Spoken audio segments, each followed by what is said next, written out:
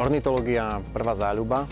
Už na základnej škole v podstate som k tomu inklinoval, pozoroval som vtáctvo. S mojím dedom sme chodili často do prírody. No a potom k tomu prišlo aj vzdelanie, takže vyštudoval som ornitológiu a to ma aj živí. Vďaka tejto takej výnimočnej práci mám dosť veľa voľného času a môžem to venovať hradu. Myslím, že každého človeka, ktorý príde na zrúcaninu hradu, cíti taký pocit, že dačo by sa dalo spraviť pre záchranu tohto miesta. No a ja som si to vyskúšal aj v praxi a celkom ma to povzbudilo a je to priestor, kde sa viem realizovať.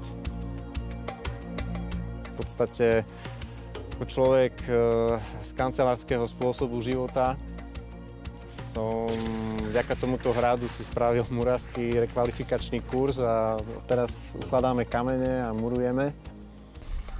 Z našej partie, keďže nikto nebol murár, tak sme sa tam zišli traja, zlatník, strojár, no a ja ornitolog. To keď som povedal majstrovi, že som ornitolog, tak on prevrátil očami ale nakoniec to spravili všetci.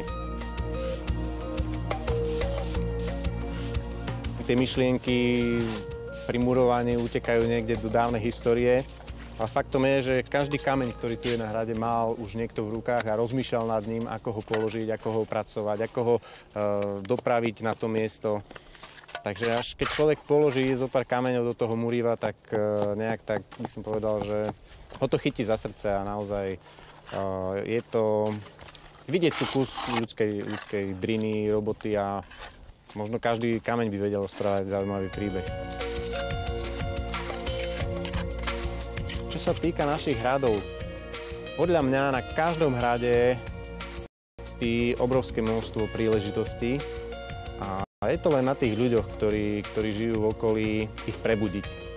Človek, keď je tu dlhšie, tak vidí, ako ten hrad postupne z neho ubúda, raz padne klemba, raz stena, raz časť múriva a keď tu človek nie je, tak si to nevšimne, ani si to tak neuvedomí. Takže preto si vyberáme hlavne tie miesta, ktoré sú najviac nebezpečné pre ľudí. Taká vízia, alebo tie také ciele sú, aby hrad bol v prvom rade bezpečný, pekný a atraktívny, zaujímavý pre ľudí, aby sem chodili. Asi najčastejšia otázka turistov je, že a čo eurofondy a či získavame financie a tak. Myslím, že tie eurofondy je to možno taká bublina, ktorá dosť ľudí vedie k takej lenivosti alebo otupeniu akéhosi vlastného snaženia. Môžeme? Môžeme. Tak ideme na to.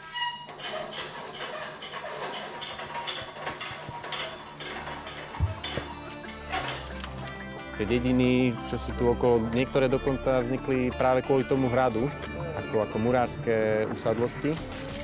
A to by mala byť tá hlavná hybná sila, ktorá by ten hrad zveľaďovala. A platí to o každom jednom hrade, podľa mňa.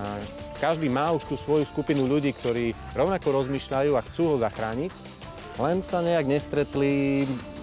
Neprišiel možno ten čas, aby sa rozbehli, dali dokopy a stretli hlavne.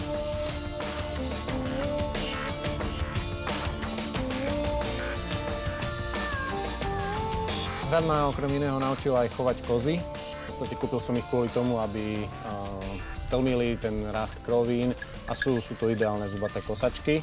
No a popri tom zrazu začali mať mlieko, tak som sa naučil aj dojiť, robiť syr. A myslím si, že pre mnohých návštevníkov, hlavne pre deti, je to ešte väčšia atrakcia ako samotný hrad. Takže teraz podojíme túto kozu. Každá koza má viacero mien podľa toho, ako ich volajú turisti. A aktuálne táto sa volá Pamela. Má najchutnejšie mlieko.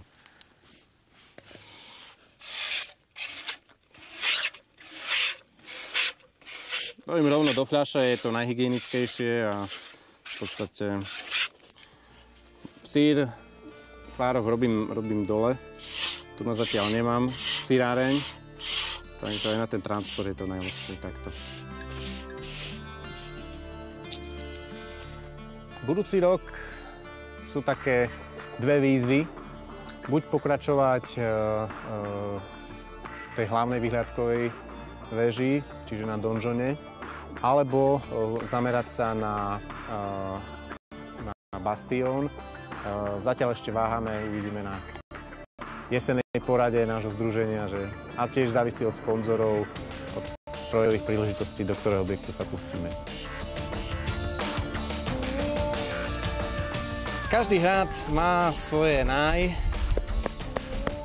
Aj tento je výnimočný z rôznych pohľadov.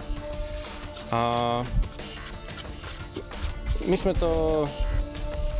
Taký slogan hradný je, že je to magické miesto nad krásnou krajinou. To asi tak vystihuje toto miesto.